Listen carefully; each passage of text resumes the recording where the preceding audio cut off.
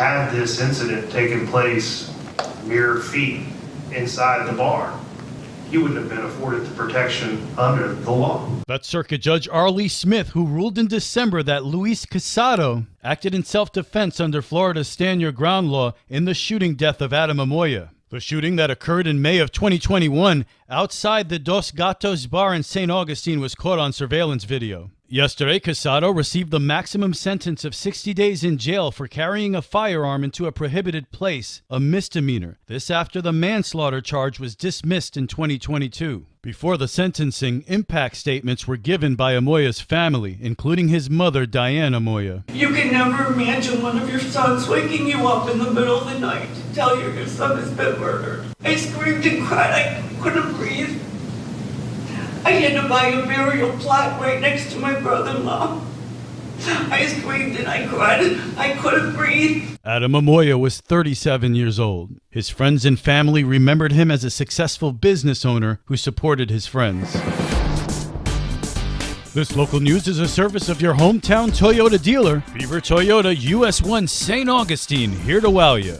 Look, if the Ukrainians are bravely willing to do the fighting and dying and asking us for the beans and bullets, that's a policy we should support. U.S. Congressman Mike Waltz questions Pentagon officials, U.S. Secretary of Defense Lloyd Austin, and Chairman of the Joint Chiefs Mark Milley on the war in Ukraine during a House Armed Services Committee hearing on the Department of Defense's FY 2024 budget request. He's particularly concerned about European countries not paying their fair share. What the hell are these large economies doing, the Germans in particular, to step up? The EU economies together are the same size as the American economy, right? They're roughly the same size. So do you think it's fair for the American people to question whether this is true burden sharing? Number one. And number two, how many countries now have lived up to their 2% commitment despite years and years of engagement? How many out of the 30 NATO countries have lived up to their 2% GDP? I don't have the current. It's 7. Yeah. 7 out of 30. That's pathetic. So I think it's reasonable for the American taxpayer to be sick and tired of subsidizing European social spending. With St. Augustine's local morning news, I'm Amy Sherry.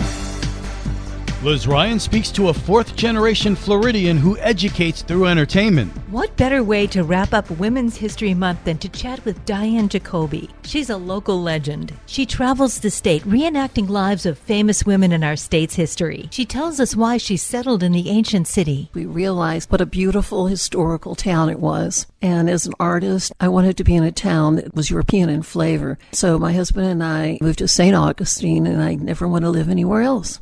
She has mastered the roles of all three wives of Henry Flagler, and she gives us a glimpse of each, beginning with the first wife. Good afternoon to everyone. I am Mary Harkness Flagler, Mrs. Flagler, but you can call me Mary. I married my dear Henry when we were both quite young, but he had already started on his first fortune. That is when he went into partnership with John Davidson Rockefeller, and they founded a small oil company by the name of Standard Oil of Ohio. The second Mrs. Flagler. I'm Ida Alice Shorts Flagler. I am the Queen of St. Augustine.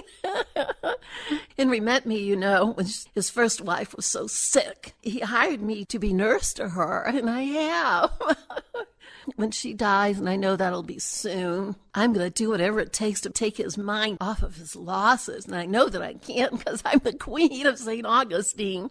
And the third and final Mrs. Flagler. My dear husband, you know, Henry, he's the one that made it into a resort, a beautiful stop for the wealthy guests that come down from the north and stay in Henry's 3 glorious grand hotels. I know you're going to enjoy yourself. Diane will be performing tomorrow at the Florida History and Cultural Festival at the Ormond Beach Historical Society. That's from 10 till 2, and admission is free. For St. Augustine's local morning news, I'm Liz Ryan.